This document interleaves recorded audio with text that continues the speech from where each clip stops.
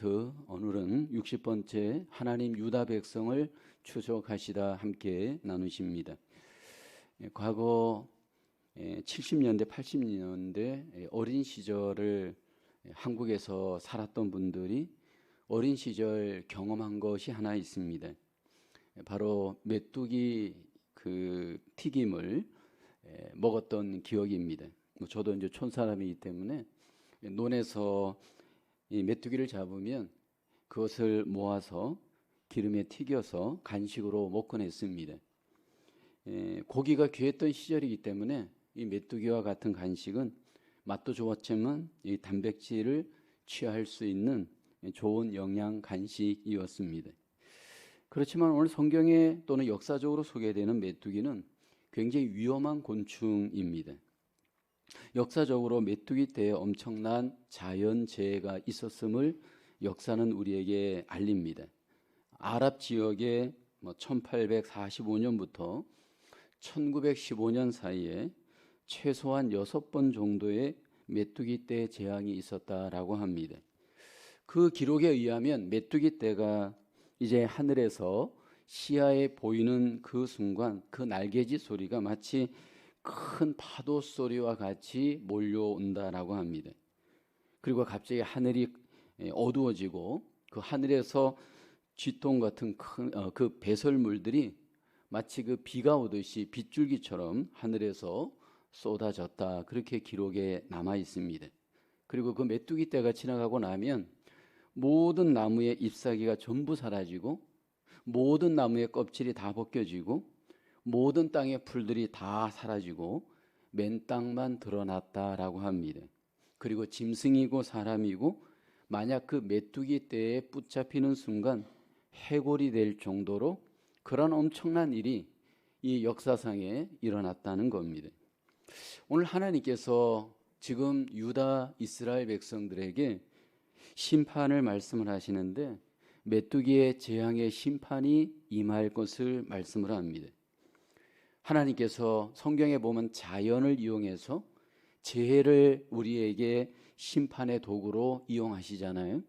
이미 창세기서부터 불의 재앙, 물의 재앙, 또 애굽에서 이스라엘이 나올 때 많은 자연적 재앙이 이 땅에 임하곤 했습니다. 근데 오늘 본문에 보면 유다 백성들에게 하나님께서 메뚜기로 유다를 심판하시겠다 말씀을 합니다. 이 선지자 요엘이 살았던 시대적 배경은 주전 800여 년경입니다. 그때 유다 왕은 제9대 왕 요시야 왕이었습니다. 그러니까 아직 이스라엘 백성들이, 유다 백성들이 바벨론에 아직은 망하기 전, 뭔가 아직은 그렇게 문제가 없는 것처럼 보여지는 그 시기, 좀 선지자 중에서도 가장 좀 앞에 있는 선지자가 요엘 선지자입니다. 근데 하나님께서 이 요엘 선지자에게 메뚜기 떼로 유다 이스라엘을 심판하실 것을 말씀을 합니다. 왜 하나님께서 유다 이스라엘 백성들을 이렇게 자연 재해를 통해서 심판하시는가?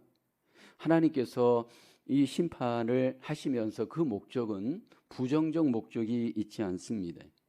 이 메뚜기 재앙의 심판을 통해서 궁극적으로 원하는 것은 유다 이스라엘의 회개였습니다. 하나님은 유다 이스라엘 백성들에게 이 재앙의 심판을 통해서 회개하고 하나님께로 돌아오기를 하나님은 기대하십니다. 이것은 오늘 우리에게도 여전히 하나님은 어떤 자연적인 재앙이든 이 세상의 어떤 재해든 우리에게 심판을 통해서 궁극적으로 원하시는 것은 회개하고 하나님께로 돌아오는 것입니다. 첫째로 하나님은 자기 백성이 자신의 죄를 슬퍼하게 하십니다. 요엘서 1장 2절을 보면 늙은 자들아 너희는 이것을 들을지어다. 땅의 모든 주민들아 너희는 귀를 기울일지어다. 너희의 날에나 너희 조상들의 날에 이런 일이 있었느냐? 하나님께서 지금 요엘 선지자를 통해 유다의 늙은 자들에게, 땅의 모든 주민들에게 하나님의 메시지를 듣기를 원합니다. 먼저 들어야 될 자가 누구냐면 늙은 자들입니다. 여기 늙은 자들은 장로들을 염두에 둔 표현입니다. 하나님께서 먼저 메시지를 들으라, 귀를 기울이라 말씀을 합니다. 유다 이스라엘 백성들이 들어야 될 메시지는 심판의 메시지입니다. 그리고 그 심판의 메시지를 듣고 그 심판의 메시지를 너희 자녀들에게 말하고 너희의 후세들에게 알려주라 강조하시죠. 3절에 보면 너희는 이 일을 너희 자녀에게 말하고 너희 자녀는 자기 자녀에게 말하고 그 자녀는 후세에 말할 것이니라. 하나님께서 지금 심판을 이제 요엘을 통해서 알리면서 그리고 그 심판의 메시지가 계속해서 자손들에게 알려질 것을 하나님은 원하십니다. 그러면서 메뚜기의 재앙을 이제 하나님이 4절에 말씀하시죠. 파충이가 남긴 것을 메뚜기가 먹고 메뚜기가 남긴 것을 느치가 먹고 느치가 남긴 것을 황충이 먹었도다. 여기 메뚜기에 해당되어지는 파충이 또 느치, 황충이 전부 같은 말입니다. 메뚜기로 말미암는 재앙을 강조하기 위해서 요엘을 통해서 하나님은 이렇게 메뚜기가 이제 재앙으로 유다 이스라엘을 심판할 것 하나님께서 말씀을 합니다. 과연 이것이 어떻게 우리는 이해를 해야 할까? 정말로 메뚜기의 재앙이 문자적으로 임하는 것인가? 아니면 이것이 비유적인 표현인가? 이 두 가지 측면에서 해석을 하는 분들이 있습니다. 그러나 오늘 이 본문의 이 메뚜기의 재앙의 심판은 역사적이고 또 성경적인 입장에서 실제로 일어나는 메뚜기 때의 재앙으로 우리는 이해해야 합니다. 하나님께서 요엘 선지자를 통해서 메뚜기의 재앙을 말씀하시면서 유다 이스라엘에게 먼저 원하는 것은 하나님은 슬피 울라 말씀을 하십니다. 요엘서 1장 5절에 말씀하시죠. 취하는 자들아 너희는 깨어 울지어다.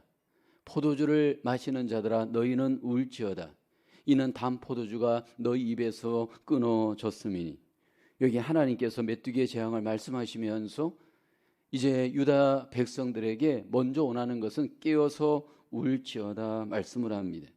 취하는 자들, 마시는 자들 이제 깨어서 울어라 말씀을 합니다.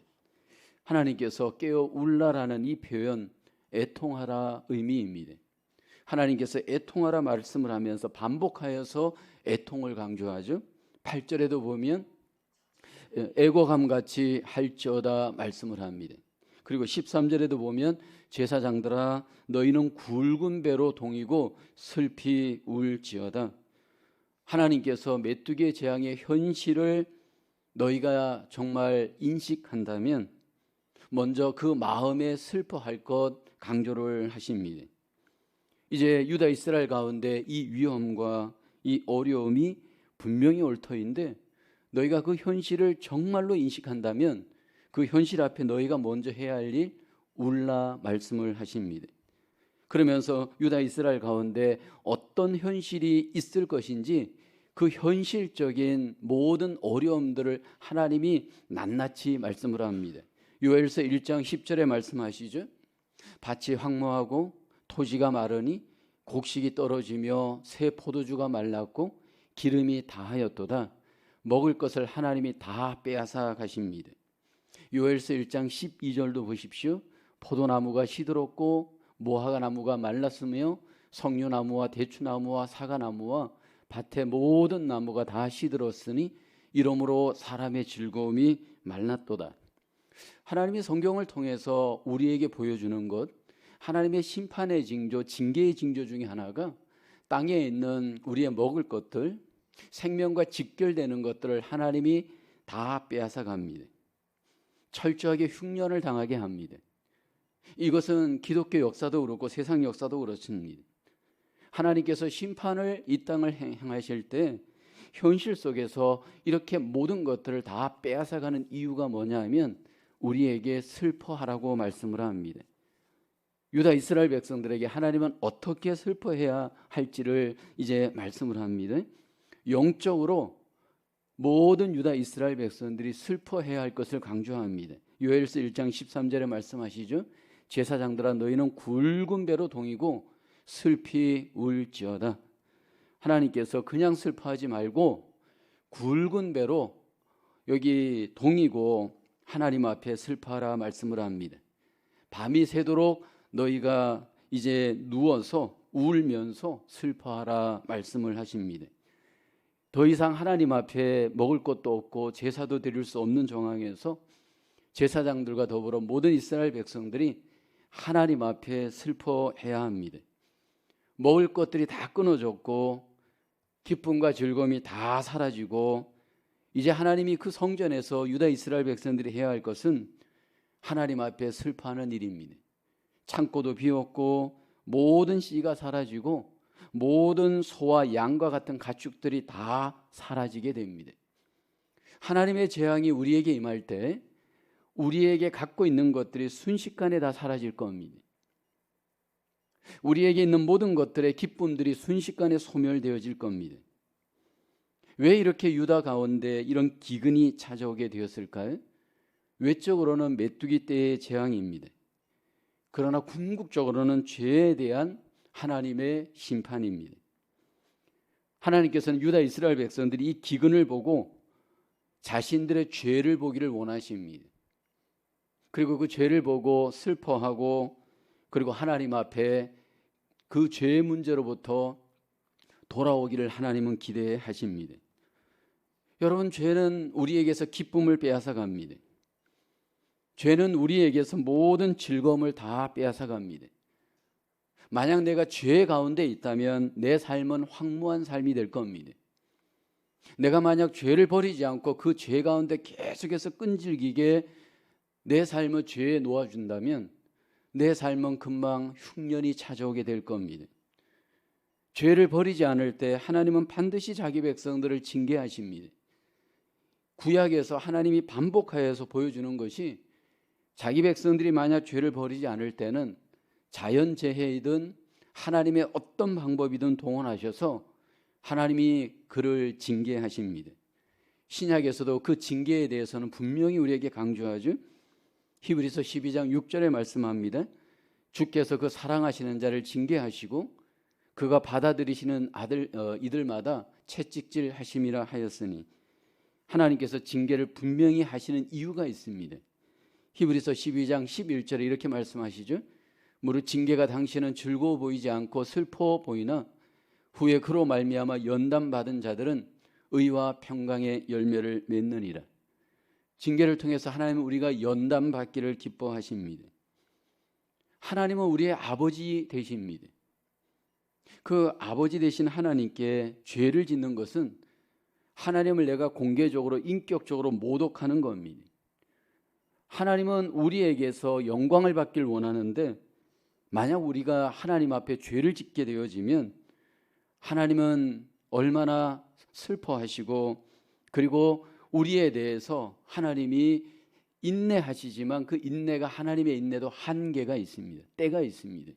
기다리고 기다리다가 때가 되어지면 징계하심으로 자기 백성들을 하나님께서 회복시키기를 원하십니다. 오늘 우리의 삶 속에 하나님께서는 우리의 죄의 문제가 반드시 하나님께서 원하시는 뜻 안에서 슬퍼하고 돌아서기를 하나님은 기대하십니다. 첫 번째로 우리가 함께 나누고 싶은 질문입니다. 죄를 슬퍼하는 것에 수반되어야 할 행동은 무엇입니까? 내가 정말 죄에 대해서 슬퍼한다면 여러분 그것이 마음의 어떤 슬픔도 필요하지만 행동에 수반되어야 될 것들이 분명히 필요합니다. 하나님께서 유다 이스라엘 백성들에게 슬퍼할 때 굵은 배 옷을 입고 슬퍼하라 말씀하잖아요. 우리의 그 삶 속에서 이 옷은 우리의 자세를 결정하는 중요한 상징입니다. 근데 굵은 배옷은 우리의 겸손을 의미하는 하나님 앞에 나를 낮추는 어떻게 보면 제일 우리로 하여금 슬픔을 외적으로 나타내는 행동의 옷입니다.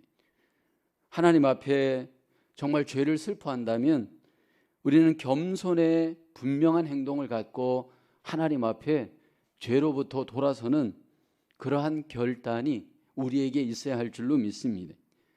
두 번째로 하나님은 자기 백성이 회개하고 돌아오게 하십니다. 오늘 본문 요엘서 2장 12절 14절에 보면 여호와의 말씀에 너희는 이제라도 금식하고 울며 애통하고 마음을 다하여 내게로 돌아오라 하셨나니 13절에 보면 너희는 옷을 찢지 말고 마음을 찢고 너희 하나님 여호와께로 돌아올지어다. 그는 은혜로우시며 자비로우시며 노하기를 더디하시며 인애가 크시사 뜻을 돌이켜 재앙을 내리지 아니하시나니. 하나님께서 요엘서를 통해 유다 이스라엘에게 내게로 돌아오라 말씀을 합니다. 하나님이 지금 반복하여서 유다 이스라엘에게 원하는 것은 돌아오라는 겁니다.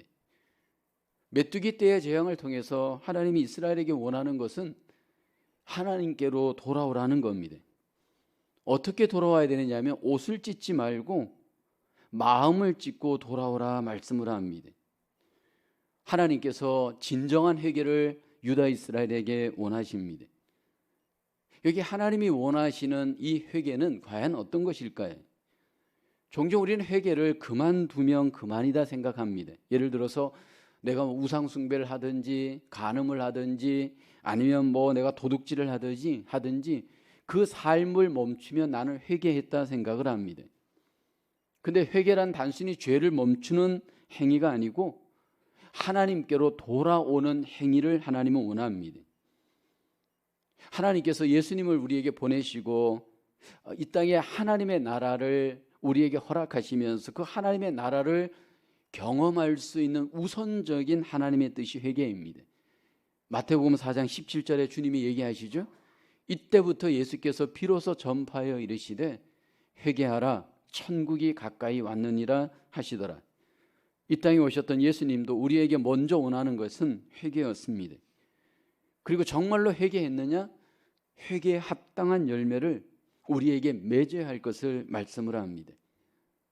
하나님께서 우리에게 원하시는 회개에 합당한 열매는 과연 어떤 것일까요? 우리가 예수님의 그 비유 중에 회개를 가장 잘 보여주는 비유가 누가복음 15장의 탕자의 비유입니다. 거기 보면 두 아들이 소개되죠. 거기 보면 둘째 아들이 있고 첫째 아들이 있습니다. 둘째 아들이 바로 진정한 회개가 무엇인지 우리에게 잘 보여주죠. 여기 둘째 아들이 아버지를 떠나 먼 나라로 갔다가 이제 회개하고 아버지께로 돌아옵니다. 그 둘째 아들은 바로 이방인을 의미하죠. 첫째 아들은 집안에 있었지만 아버지를 떠나지 않은 것 같았지만 사실은 그는 회개하지 않습니다. 그 둘째 아들의 회개를 보면요, 마음만 돌이키지 않고 삶을 돌이키고 행동을 돌이켜서 방향을 아버지께로 돌아갑니다. 그리고 돌아갔을 때 관계가 회복되죠. 돌아갔을 때 아버지에게 있는 모든 것들을 누리는 그 풍성한 삶이 회복이 되어집니다. 우리가 회개하게 되면 하나님께서 우리에게 하나님이 가지고 있는 모든 풍성함을 우리에게 누리도록 하나님이 회복의 은혜를 베푸십니다. 요엘서를 통해서 하나님은 진정한 회개의 두 가지의 의미를 강조합니다. 첫째는 회개란 행동으로 표현되는 마음의 행위입니다.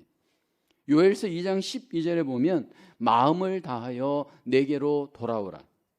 여기 요엘서 2장 13절에 보면 너희는 옷을 찢지 말고 마음을 찢고 너희 하나님 여호와께로 돌아오라. 우리는 사실 행위를 먼저 이렇게 앞세울 수 있잖아요. 회개하면 여기 옷을 찢지 말고라는 이것은 보이는 어떤 외적인 행위입니다. 근데 하나님께서 먼저 마음을 찢고 회개할 것을 말씀을 하십니다. 여기 옷을 찢는 회개의 행위는 무엇을 의미할까요? 우리가 이 회개를 가장 오해하는 것 중에 하나가 눈물을 흘리면 회개했다 오해합니다. 그렇지 않습니다. 금식을 했다면 우리는 회개했다 생각합니다. 그렇지 않습니다. 여기 옷을 찢는 행위에 이런 보여지는 행위들이 사실은 일 수 있는데 주님은 그렇게 말하지 않습니다. 마음 없이도 얼마든지 금식할 수 있고 마음 없이 얼마든지 눈물을 흘릴 수 있습니다. 여러분, 성경에 보면 거짓 회개가 우리에게 소개되어지잖아요. 얼마든지 거짓 회개가 우리에게 가능합니다. 거짓 회개가 우리에게 있다는 얘기는 거짓 하나님의 백성들이 있다라는 것을 전제하죠. 그 거짓 하나님의 백성들의 특징이 뭐냐 하면 거짓으로 회개합니다. 여러분 출애굽기에 보면 애굽의 바로 왕도 회개하는데 거짓으로 회개합니다. 재앙이 내려지자 모세에게 하나님 앞에 거짓으로 회개하죠. 출애굽기 9장 27절에 보면 바로가 사람을 보내어 모세와 아론을 불러 그들에게 이르되 이번은 내가 범죄하였노라. 여호와는 의로우시고 나와 나의 백성은 악하도다. 어떻게 보면 여러분 전부 옳은 말이고 회개한 것처럼 보입니다. 그렇지만 결국 그는 반복하여 범죄합니다. 여러분 거짓 회개한 사람의 특징은요, 행위가 고쳐지지 않고 계속 반복이 되어집니다. 광야의 이스라엘 백성들이 거짓 회개하잖아요. 하나님 앞에 원망하고 불순종하다가 하나님께서 징계를 내려서 심판이 임하면 또 회개하는 척합니다. 그러나 또 반복하여 하나님 앞에 범죄하잖아요.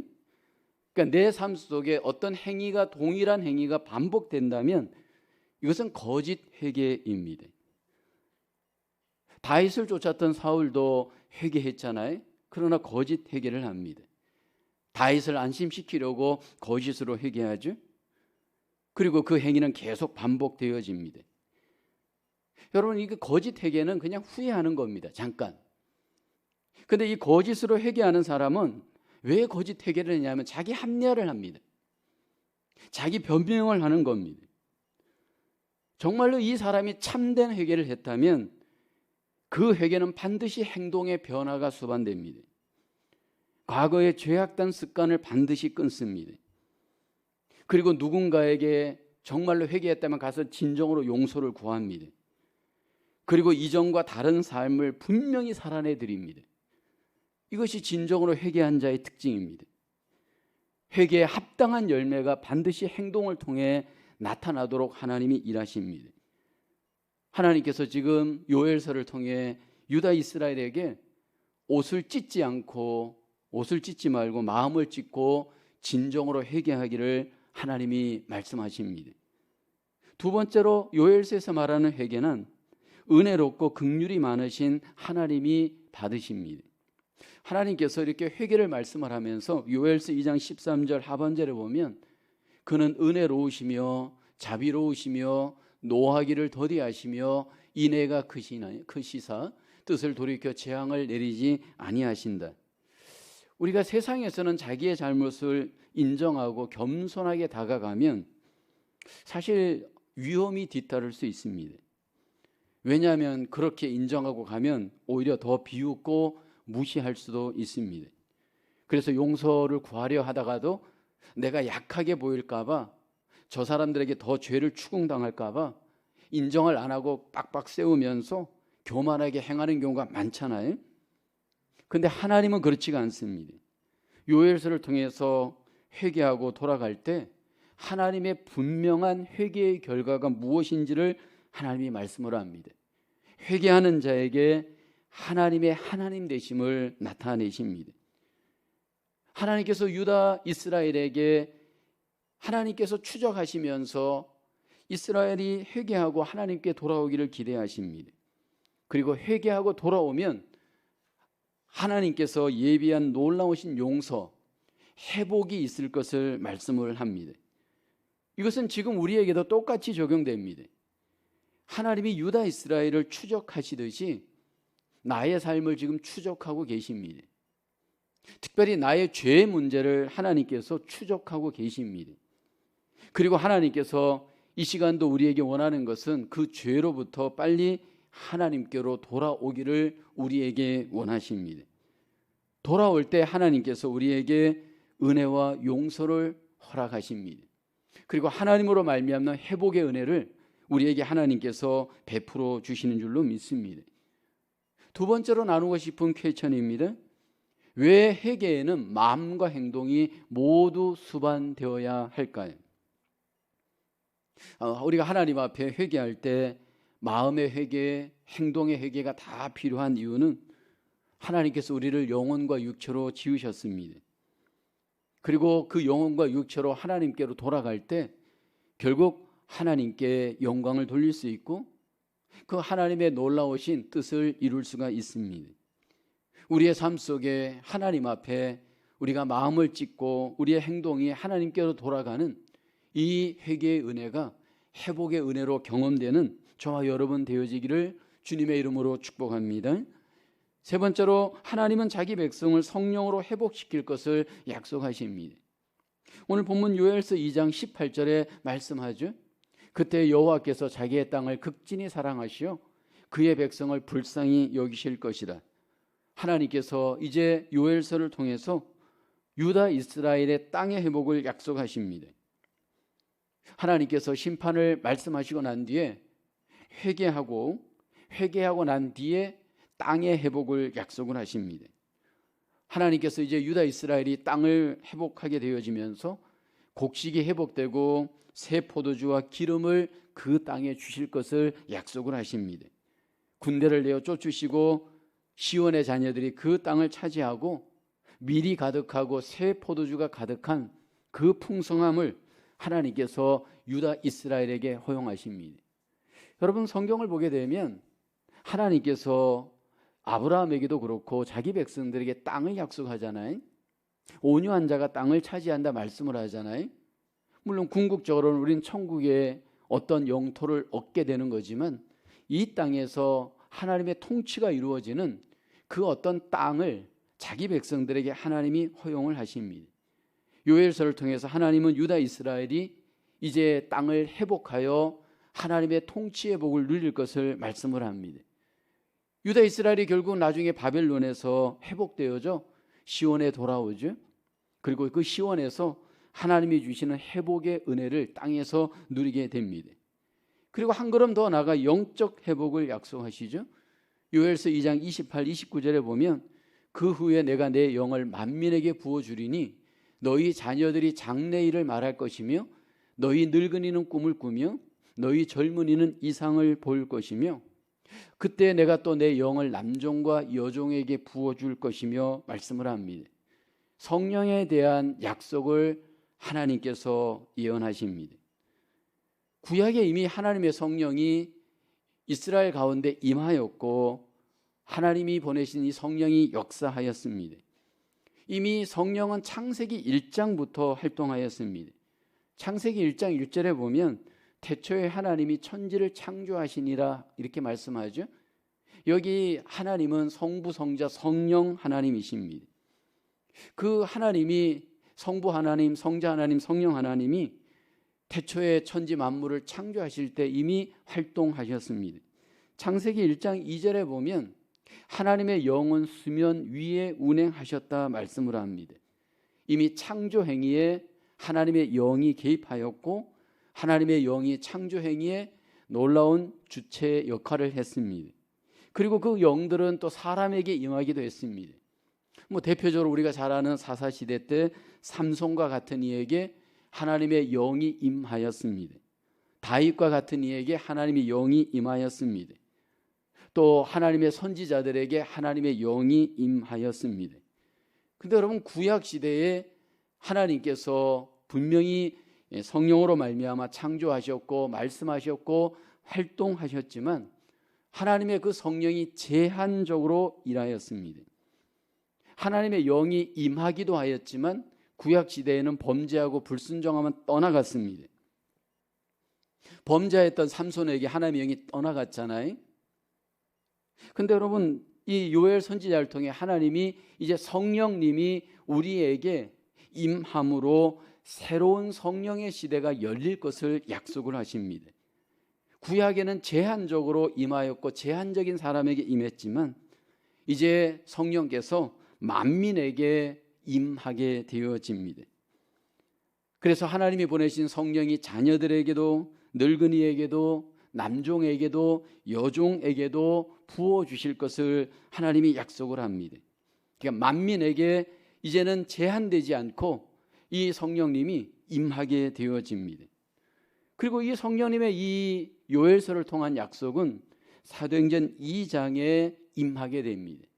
예수님이 이 땅에 오셔서 이제 십자가의 사역을 완성하시고 하늘로 승천하시고 난 뒤에 120여 명이 함께 모여서 마가의 다락방에서 기도하였을 때 이 요엘서의 놀라운 하나님의 약속이 성취가 되어집니다.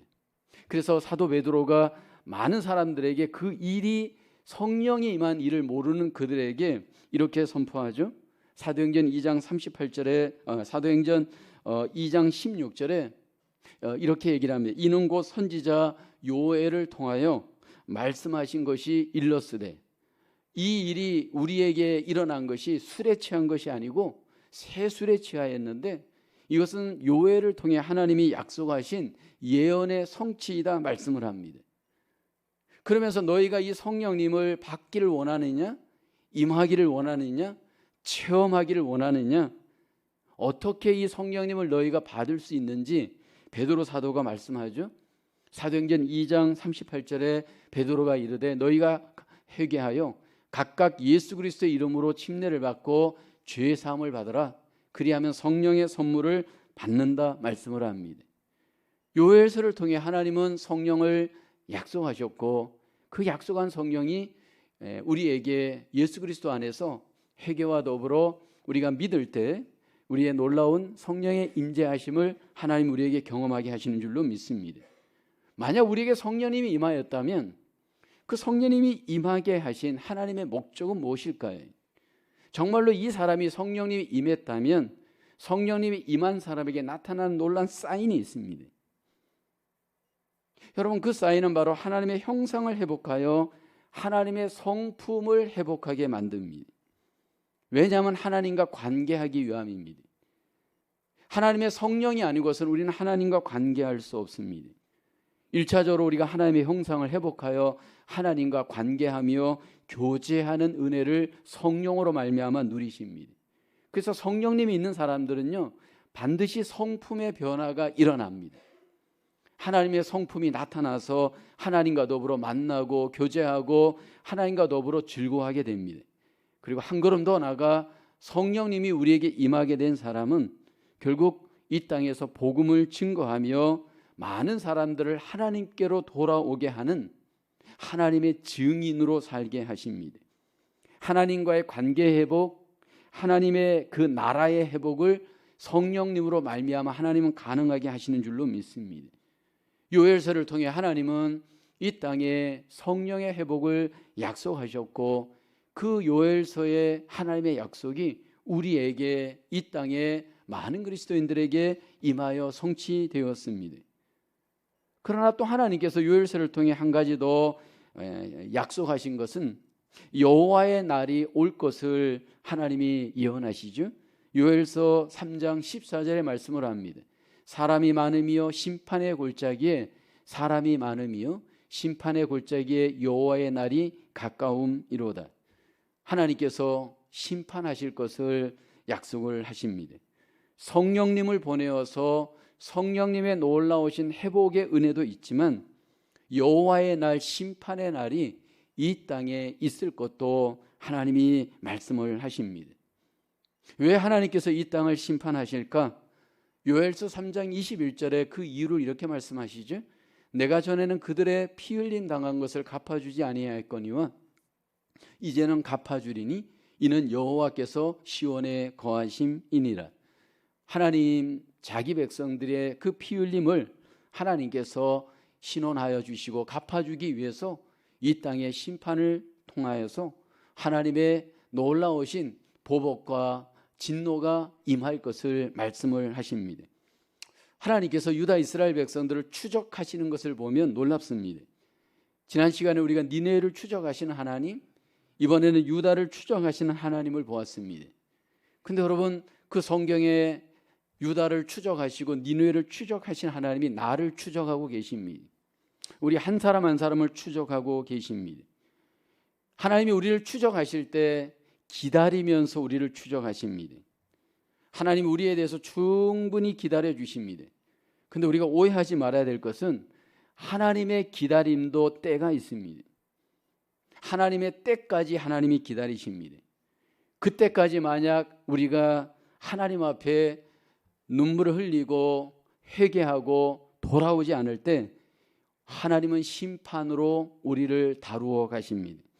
그 심판의 때 하나님이 모든 것들을 갚으시고 하나님이 하나님 되심을 우리에게 나타내십니다. 퀘천 3번입니다.